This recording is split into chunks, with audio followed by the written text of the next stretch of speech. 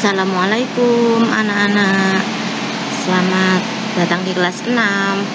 Jadi hari ini adalah pelajaran tematik, yaitu tema 1, subtema 1, selamatkan makhluk hidup. Nah, di sini Ustazah akan memberikan sedikit materi untuk menambahkan apa yang tidak ada di LKS kalian.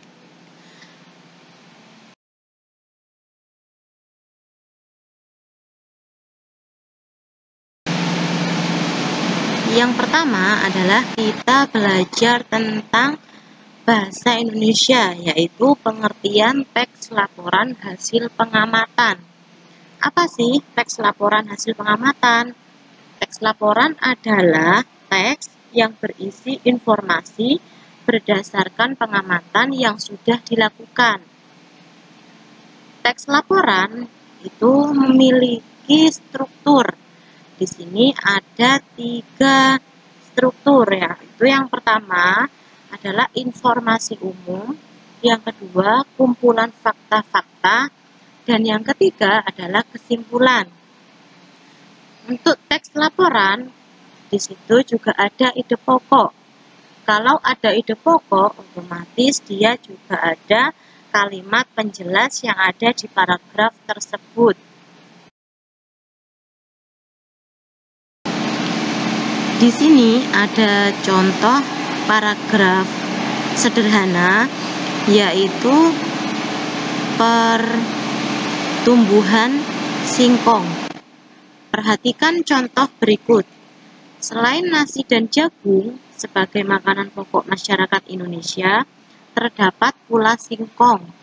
Singkong termasuk tanaman umbi-umbian.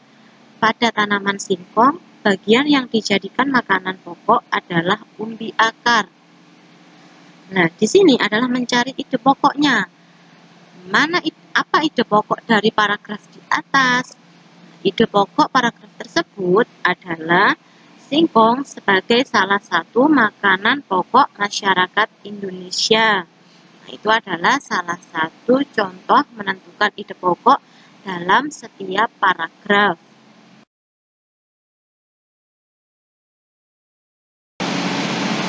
Itu tadi adalah pembelajaran bahasa Indonesia. Sekarang yang kedua kita akan ke pelajaran IPA, yaitu ilmu pengetahuan alam. Di sini kita akan belajar tentang perkembangbiakan tumbuhan secara generatif. Apa sih perkembangbiakan generatif? Perkembangbiakan generatif adalah perkembangbiakan yang terjadi melalui peleburan sel kelamin jantan dan sel kelamin betina. Apakah tumbuhan memiliki sel kelamin jantan dan sel kelamin betina, Ustazah? Nah, di sini yang dimaksud sel kelamin jantan adalah alat kelamin jantan pada bunga itu ada pada benang sari. Sedangkan alat kelamin betina pada bunga itu adalah putik. Jadi alat perkembangbiakan tumbuhan itu ada pada bunga. Nah, sekarang coba kita perhatikan bagan proses perkembangbiakan generatif berikut.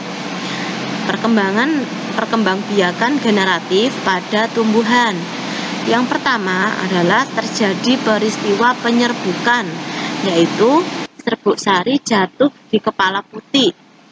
Setelah itu akan terjadi peristiwa pembuahan, yaitu serbuk sari atau sel kelamin jantan melebur dengan sel telur atau sel kelamin betina. Melebur di sini artinya dia menjadi satu.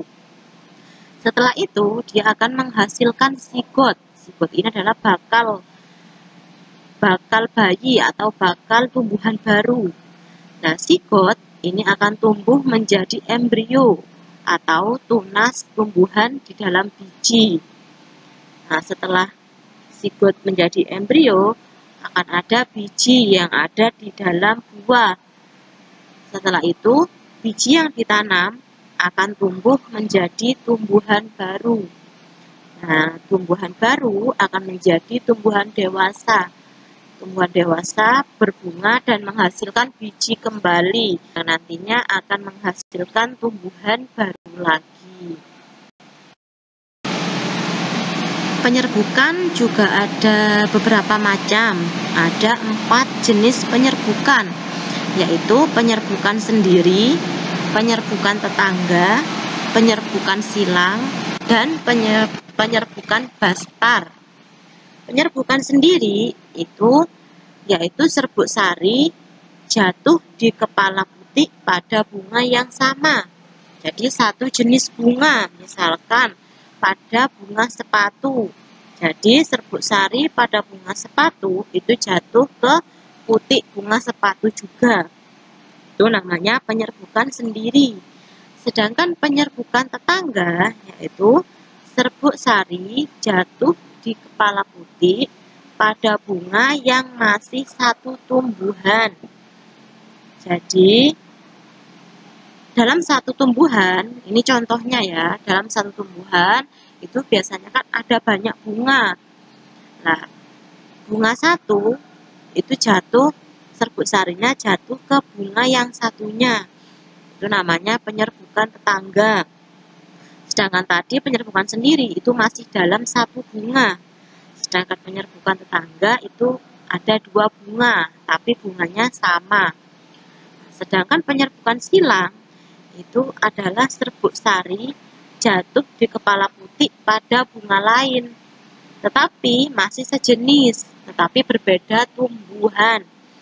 Jadi ada bunga sepatu, ada tumbuhan bunga sepatu di tempat yang satu, dan yang satunya ada tumbuhan bunga sepatu di tempat 2. Jadi dia memiliki akar yang berbeda.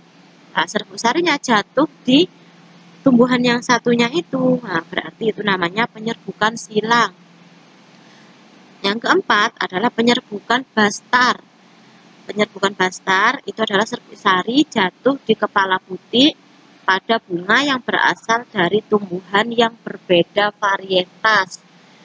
Jadi berbeda varietas, misalkan saya contohkan bunga mawar. Bunga mawar kan ada mawar merah, ada mawar putih.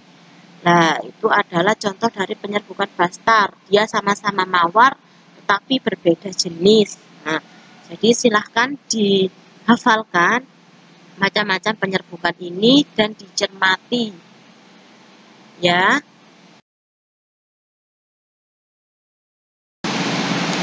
Dan yang terakhir adalah pelajaran IPS, yaitu ilmu pengetahuan sosial. Nah, di sini kita akan belajar tentang kehidupan sosial budaya negara-negara di Asia Tenggara. Sudah tahu kan di Asia Tenggara ada berapa negara? Ada 10 negara. Indonesia, Malaysia, Singapura, Thailand, Filipina, Vietnam, Kamboja, Myanmar, Laos, dan Brunei Darussalam. Untuk kehidupan sosial budaya sebenarnya memiliki kemiripan pola hidup budaya di Asia Tenggara ini. Jadi mereka tidak memiliki perbedaan yang jauh. Jadi kegiatan budayanya dan juga pola hidupnya itu sebenarnya sama antara negara satu dengan negara yang lain. Nah, mungkin hanya ada beberapa perbedaan sedikit dari masing-masing negara. Nah, setelah mendengarkan materi tadi, tugas kalian adalah mengerjakan LKS uji pembelajaran 1 halaman 9 nomor 1 sampai dengan nomor 15. Setelah itu silahkan dikirim pribadi ke nomor ustadzah ya, jangan di grup. Apabila materi atau pertanyaan yang ditanyakan dalam soal tidak terdapat pada yang saya jelaskan, silahkan dibaca juga di lembar kerja siswanya. Terima kasih. Wassalamualaikum.